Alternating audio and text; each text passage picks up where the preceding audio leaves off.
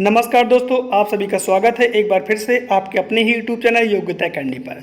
दोस्तों, आज मैं आया हूं पॉलिटिकल साइंस के 40 महत्वपूर्ण प्रश्नों के साथ में, जो कि विभिन्न परीक्षाओं जैसे कि UPSC, UPPCS, NDA, CDS, SSC, bank, railways इत्यादि में आए हुए हैं और आगे भी रिपीट होने की पूरे चांसेस हैं। तो आप लोग वीडियो में शुरू से अंत तक बने रहिए और इसे अपने दोस्तों के साथ में व्हाट्सएप और फेसबुक के माध्यम से शेयर करें ताकि उनकी भी हेल्प हो सके। तो चलिए स्टार्ट कर लेते हैं आज का वीडियो लेक्चर। फर्स्ट क्वेश्चन दिया गया है, किसने कहा था कि राष्ट्रपति का आपातकालीन अधिकार संविधान के साथ में धोखा है? और इसके ऑप्शंस हैं KM. Nambiar, MB. Mathur, Rajni Kothari, doctor Bhimrao Ambedkar. दोस्तों, पहले आप इन प्रश्नों को खुद से सॉल्व करने का प्रयास करें और अपने उत्तर कमेंट बॉक्स में भेजें। उसके बाद मैं इन प्रश्नों को सॉल्व करवाने के साथ साथ इसको एक्सप्लेन भी करूँगा। तो फर्स्ट क्वेश्चन का राइट आंसर क्या होगा, आप लोग जल्दी से कमेंट बॉक्स में बताएं। इसका राइट आंसर हो जाएगा के.एम. नाम्बियार। के.एम. नाम्बियार महोदय ने बताया था कि जो राष्ट्रपति का आपातकालीन अधिकार है वो संविधान के साथ में धोखा है।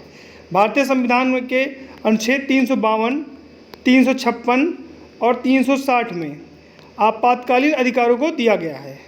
ठीक है, नेक्स्ट देखते हैं। नेक्स्ट है, आरक्षण का प्रावधान देने वाले मंडल आयोग का गठन निम्नलिखित में से किस प्रधानमंत्री के कार्यकाल में हुआ था? इसके ऑप्शंस हैं इंदिरा गांधी, मोरारजी देसाई, चौधरी चरण सिंह, बीपी सिंह। तो इसका सही उत्तर क्या होगा?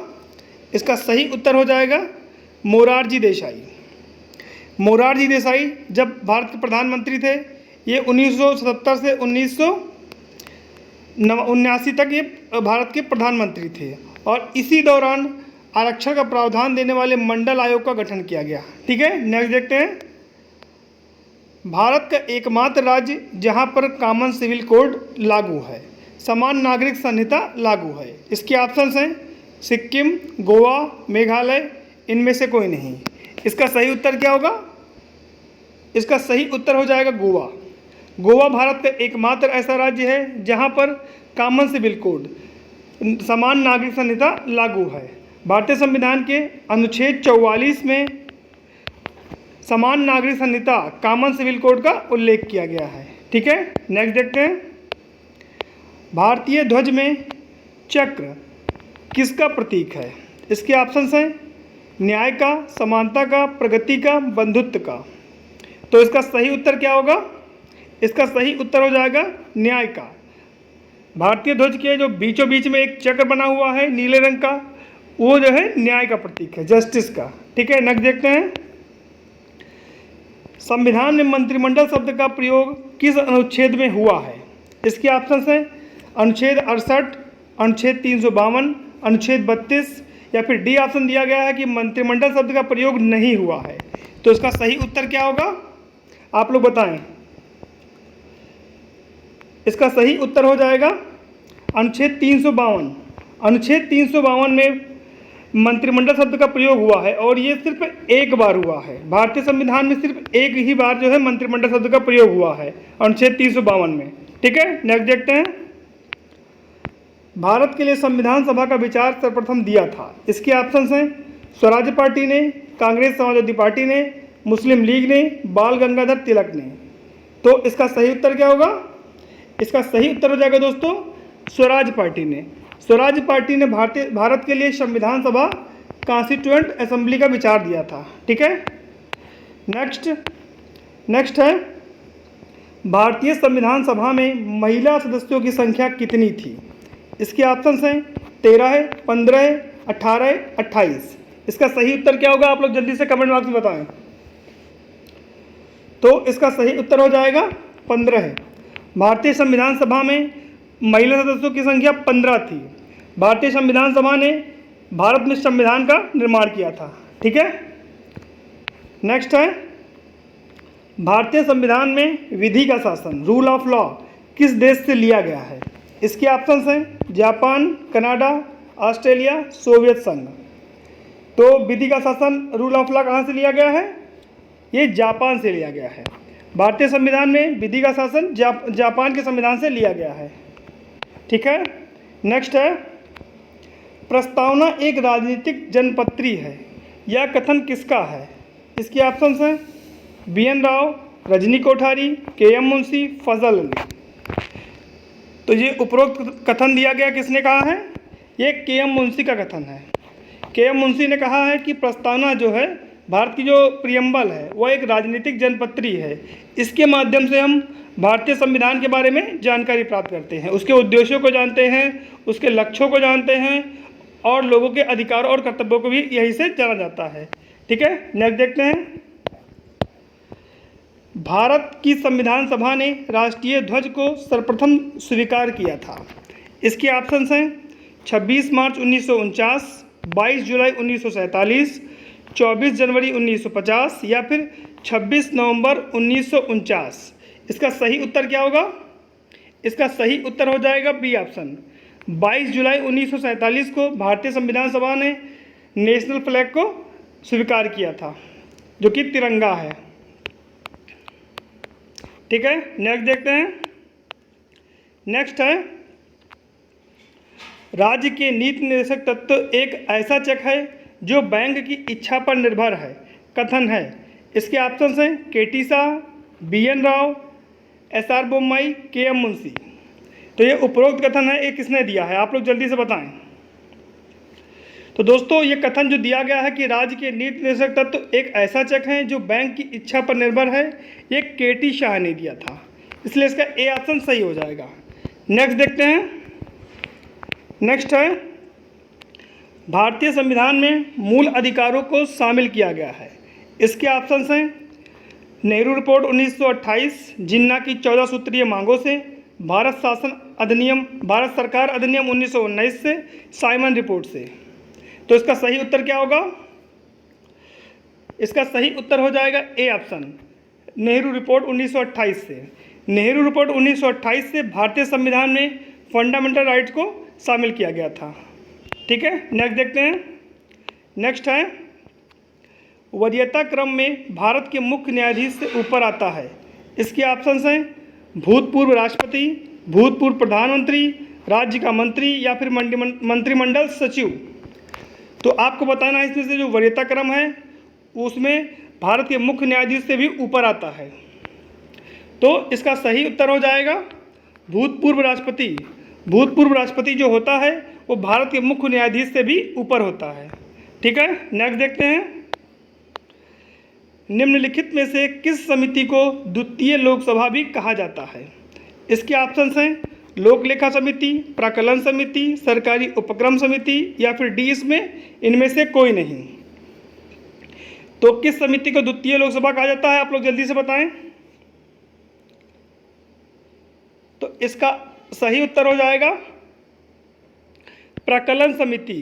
प्राक्कलन समिति को द्वितीय लोकसभा भी कहा जाता है। ठीक है, नेक्स्ट देखते हैं। नेक्स्ट है, उच्चतम न्यायालय की संपूर्ण कार्रवाई अंग्रेजी भाषा में होगी, इसका प्रावधान भारतीय संविधान के किस अनुच्छेद में है? इसके ऑप्शंस हैं अनुच्छेद 323, अनुच्छेद 348, अनुच्छेद 132 या फिर अनुच्छेद 31C।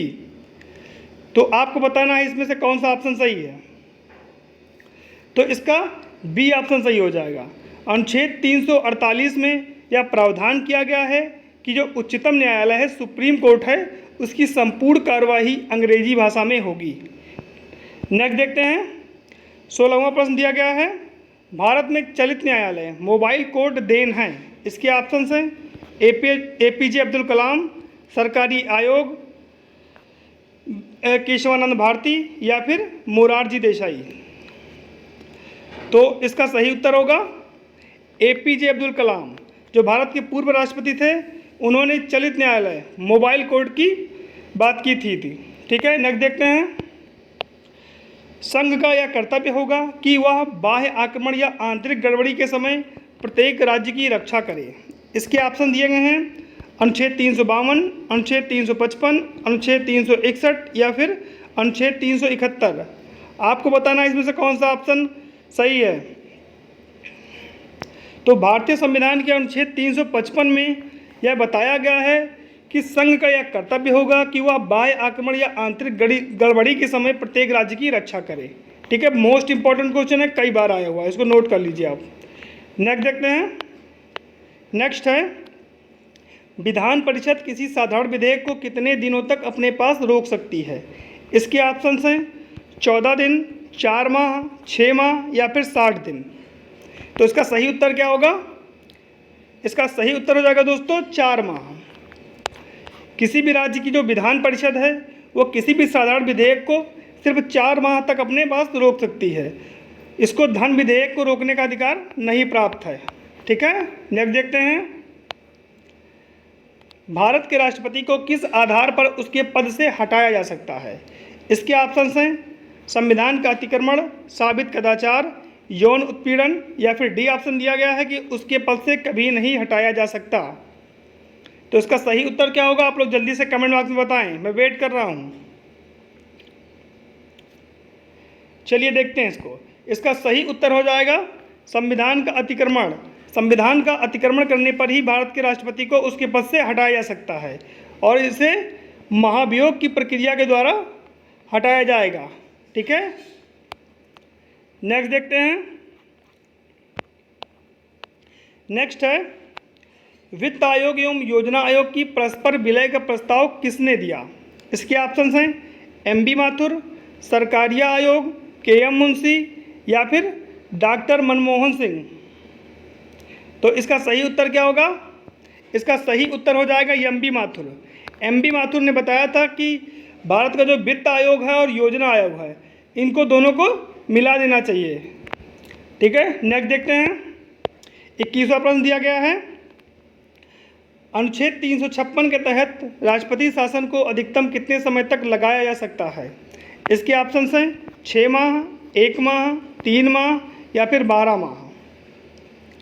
तो इसका सही उत्तर क्या होगा? इसका सही उत्तर हो जाएगा 3 वर्ष। अनुच्छेद 356 को अधिकतम 3 वर्षों तक लगाया जा सकता है। इसके अंतर्गत राज्य में राष्ट्रपति शासन का प्रावधान किया गया है।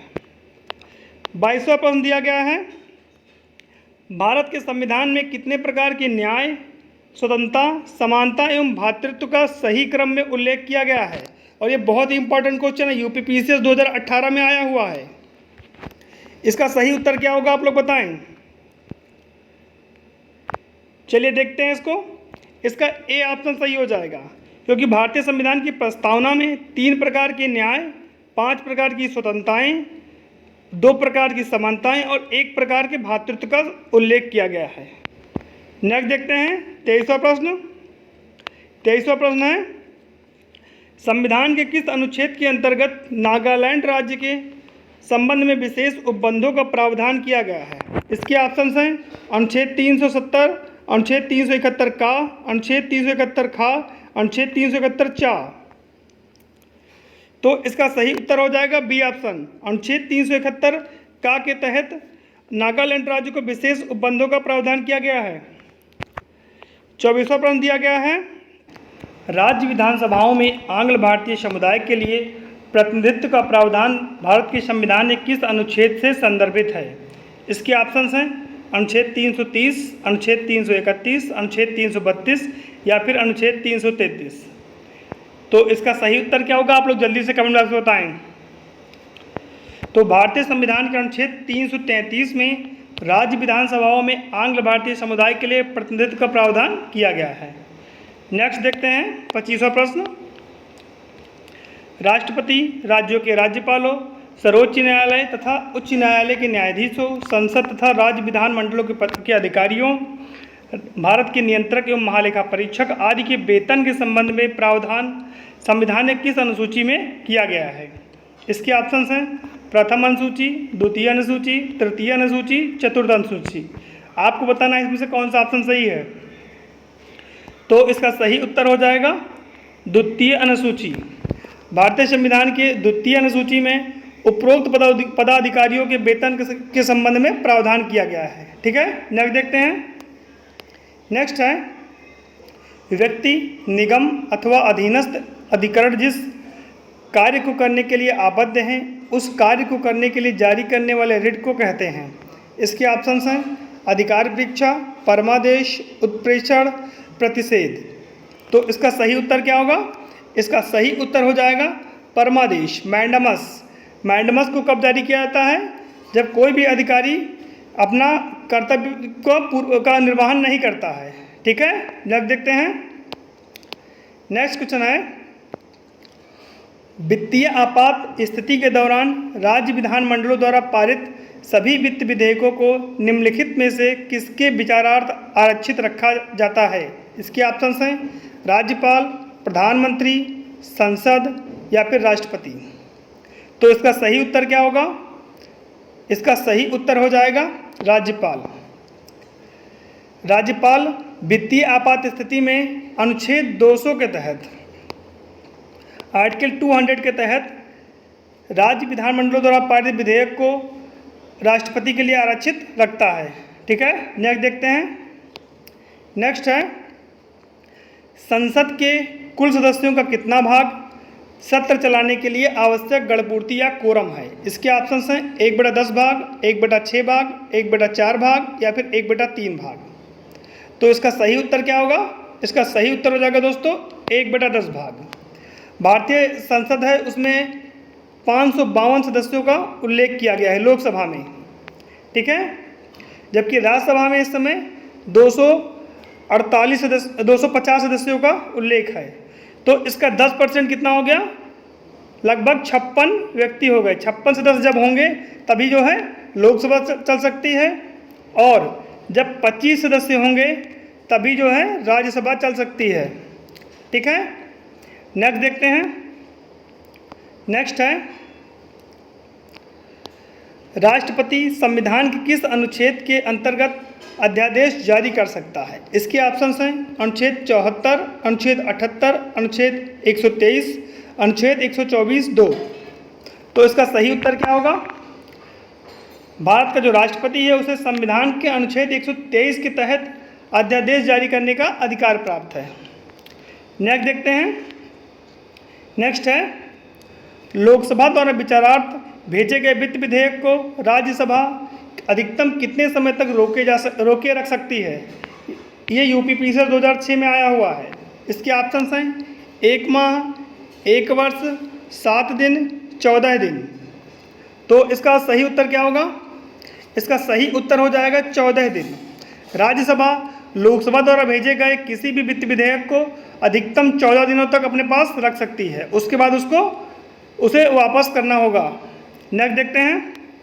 31वां प्रश्न दिया गया है, निम्न में से किस ने भारत के उपराष्ट्रपति का पद संभाला है? मोहम्मद हिदायतुल्लाह, फखरुद्दीन अली अहमद, नीलम संजीव रेड्डी, शंकर दयाल शर्मा। बहुत ही इंपॉर्टेंट क्वेश्चन है, IAS 2008 का क्वेश्चन है ये। इसमें आपको बताना है कि जो व्यक्ति दिए गए हैं इसमें से किस ने उपराष्ट्रपति का पद संभाला है। तो देखते हैं इसको। इसमें मोहम्मद हिदायतुल्लाह और शंकर दयाल शर्मा, इन्होंने उपराष्ट्रपति का पद संभाला है। ठीक है, नेक्स्ट देखते हैं। नेक्स्ट है 32वां प्रश्न। 32वां प्रश्न दिया गया है, काम करने के अधिकार को राज्य के नीति निर्देशक तत्वों में निम्नलिखित में से किस अनुच्छेद के अंतर्गत रखा गया है? इसके ऑप्शंस हैं अनुच्छेद 18, अनुच्छेद 21, अनुच्छेद 41 और अनुच्छेद 46। तो जो काम करने का अधिकार है उसको किस अनुच्छेद के अंतर्गत रखा गया है? इसको अनुच्छेद 41 के तहत रखा गया है। राज्य के नीति निर्देशक तत्व DPSP, director principle of state policy, उसमें अनुच्छेद 41 में काम करने के अधिकार को रखा गया है। DPSP को भारतीय संविधान में अनुच्छेद 36 से अनुच्छेद 51 के बीच में रखा गया है। ठीक है, नेक्स्ट देखते हैं 33वां प्रश्न। सूची 1 को सूची 2 से सुमेल कीजिए तथा सूचियों के नीचे दिए गए कूट से सही उत्तर का चयन कीजिए। सूची 1 में संविधान के कुछ अनुच्छेद दिए गए हैं और सूची 2 में उनसे संबंधित कुछ विषयों को दिया गया है, तो दोनों को मैच कराना है। तो इसको मैच कराइए आप लोग। चलिए देखते हैं इसको। अनुच्छेद 40 मैच हो जाएगा ग्राम पंचायत के गठन से। अनुच्छेद 41 काम करने के अधिकार से। समान नागरिक संहिता हो जाएगा अनुच्छेद 44 से, और अनुच्छेद 48 से हो जाएगा कृषि एवं पशुपालन का गठन। तो इस प्रकार से 1, 2, 3, 4 ऑप्शन सही हो जाएगा। 1, 2, 3, 4 ए ऑप्शन सही हो जाएगा। नेक्स्ट देखते हैं 34वां प्रश्न दिया गया है, भारत का वह राष्ट्रपति जिसने एक सांसद के हैसियत से संसद के उन सभी संयुक्त अधिवेशनों में उपस्थिति दर्ज कराई जो स्वतंत्र भारत के इतिहास में अब तक संपन्न हुए हैं।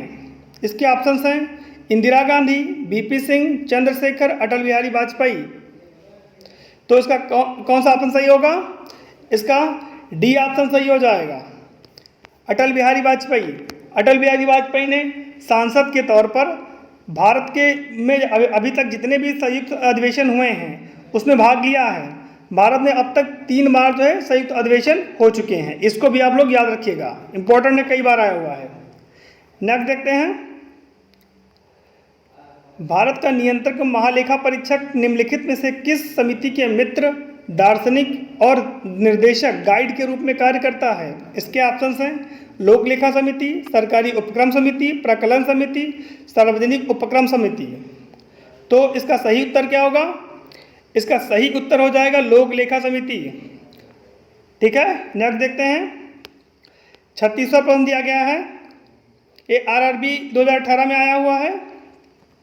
निम्नलिखित में से कौन सबसे पहली महिला वकील हैं जिनको सीधे उच्चतम न्यायालय के न्यायाधीश के रूप में नियुक्त किया गया है? इसके ऑप्शंस हैं वृंदा ग्रोवर, मेनका गुरुस्वामी, मीनाक्षी अरोड़ा, इंदु मल्होत्रा। तो इसका डी ऑप्शन सही हो जाएगा, इंदु मल्होत्रा। इंदु मल्होत्रा एकमात्र ऐसी महिला वकील हैं जिनको सीधे उच्चतम न्यायालय के न्यायाधीश के रूप में नियुक्त किया गया है। नेक्स्ट देखते हैं, जब भारतीय न्यायिक पद्धति में लोकहित मुकदमा PIL लाया गया तब भारत के मुख्य न्यायाधीश थे? ISP 2007 का क्वेश्चन है ये। इसके ऑप्शंस हैं M Hidayatullah, M A Ahmadi, AS Anand, PN Bhagwati. तो इसका सही उत्तर क्या होगा? इसका सही उत्तर हो जाएगा दोस्तों PN भगवती। जब भारत में PIL को लाया गया तब उस समय भारत के मुख्य न्यायाधीश थे PN भगवती। नेक्स्ट देखते हैं 38वां प्रश्न, निम्नलिखित संविधान संशोधन अधिनियमों में किस एक के अंतर्गत भारत के संविधान की 8वीं अनुसूची में 4 भाषाएं जोड़ी गई जिनसे उनकी संख्या बढ़कर 22 हो गई? IAS 2008 का क्वेश्चन है ये। इसके ऑप्शंस हैं 90वां संविधान संशोधन, 92वां संविधान संशोधन, 93वां संविधान संशोधन या फिर इनमें से कोई नहीं। तो इसका सही उत्तर क्या होगा? इसका सही उत्तर हो जाएगा 92वां संविधान संशोधन। ठीक है, नेक्स्ट देखते हैं, नेक्स्ट है, निम्नलिखित संविधान संशोधनों में कौन सा एक बताता है कि मंत्रिमंडल के कुल मंत्रियों की संख्या प्रधानमंत्री को सम्मिलित करते हुए लोकसभा के कुल सदस्यों की संख्या की 15% से अधिक नहीं होगी? इसके ऑप्शंस हैं 91वां, 92वां, 90वां या फिर इनमें से कोई नहीं। तो भारतीय संविधान का जो 91वां संशोधन किया गया उसमें यह बताया गया कि जो मंत्रिमंडल होगा वो 15% से अधिक नहीं होगा। मोस्ट इंपॉर्टेंट क्वेश्चन है ये। नेक्स्ट देखते हैं जो कि लास्ट है, 40वां प्रश्न दिया गया है, संघीय संसद राज्य सूची के विषय पर भी कानून बना सकती है। अंतर्राष्ट्रीय समझौतों को प्रभावी बनाने हेतु संबंधित राज्य की सहमति से राज्य में राष्ट्रपति शासन लागू रहने की अवस्था में राष्ट्र हित में जब राज्यसभा 2/3 बहुमत से किसी प्रस्ताव को पारित करे। इसके ऑप्शन दिए गए हैं 1, 2, 3, 2, 3, 4, 1, 2, 4 या फिर सभी चारों। तो इसका सही उत्तर होगा सभी चारों। संघीय संसद जो है वो राज्य सूची के संबंध में अंतर्राष्ट्रीय समझौतों को प्रभावी बनाने हेतु संबंधित राज्य की सहमति से राज्य में राष्ट्रपति शासन लागू रहने की अवस्था में राष्ट्र हित में जब राज्यसभा 2/3 से बहुमत से प्रस्ताव पारित कर दे तब जो है कानून बना सकती है।